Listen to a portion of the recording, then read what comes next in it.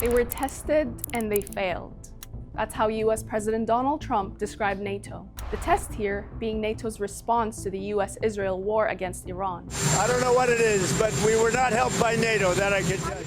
Trump has been making threats to leave NATO since at least 2018. During his first term, he said he would withdraw the US over defense spending. And in 2026, when the US and Israel attacked Iran, NATO allies refused to get involved because NATO sees itself as a defensive alliance. Trump is upset because he thinks the alliance is supposed to come and join the U.S. in invading other countries or doing other things. It's not what NATO does. NATO is a self-defense organization. It doesn't help an aggressor.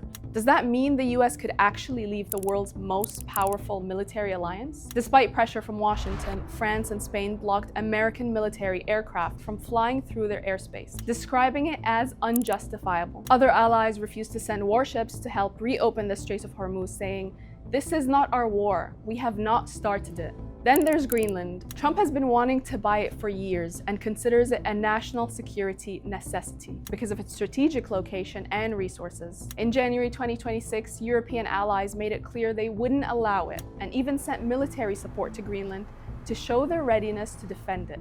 But with the war in Iran and the allies refusing to help, Trump is using the threat of annexing the island as leverage. But could the US's threat to withdraw from NATO be more about taking sides? Joe Kent ran counterterrorism for the Trump administration before he quit over the Iran war. He argued that the US could leave NATO, so it's free to back Israel in any potential conflict with Turkey in Syria. Turkey is a NATO member and Israel is not. So if those two countries, whose leaders are now publicly threatening each other, were to start fighting, the US faces a dilemma. It would legally be obligated to defend Turkey against Israel under NATO's Article 5, which treats an attack on one member as an attack on all. Now, legally speaking, Trump can't just exit the alliance. One day he might get really and say he's going to leave. There's legislation that says he can't unless the Congress agrees.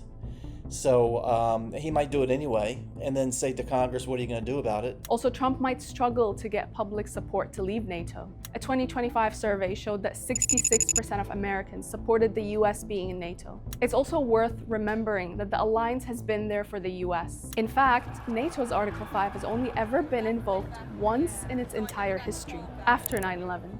But even if Trump never formally leaves NATO, the damage may have already been done, because its most powerful member is openly questioning its role.